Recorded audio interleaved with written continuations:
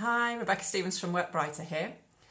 I just want to talk to you a little bit today about helping new managers step up into their role, particularly if they've come from a more operational hands-on role and this is their first line management role.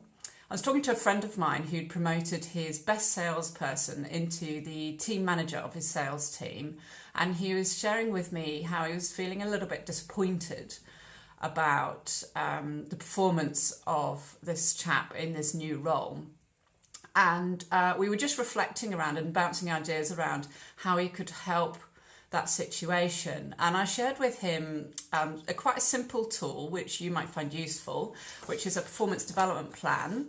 I'll just show you here. You can see it's got 5 columns.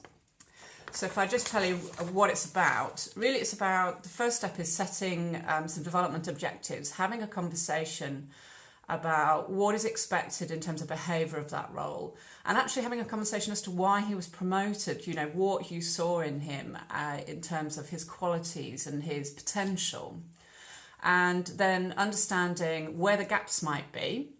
So what are the more of the weaker areas and what the development needs might be, but also where his strengths are and how he could use those more. So for example, in the case of the sales manager, his strengths is sales, so actually he'll be a really good mentor and coach, so he could use that more. Where his gap is likely to be people management skills. So we talked about using this template and just documenting what are the development objectives here.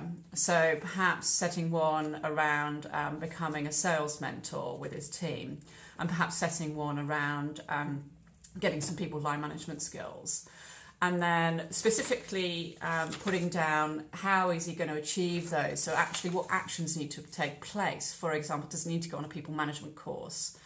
And then also specifically putting down here what support and resources might be needed. So does he need to go and job shadow another team manager to understand what good looks like? Does he need to go on a specific people management course? Is that going to cost money? How is that going to be done? And then agreeing with, between you, what the measures of success are here, and what does good look like, you know, how will you know that he's achieved that development objective? And of course agreeing a date by which it's going to be done by and a review date. So it's just a simple tool, and I think it will really help in this situation. And anyway, I look forward to hearing whether you apply those kind of things and how they work for you. And you can find out more at workbrighter.co.uk/secrets. Thank you.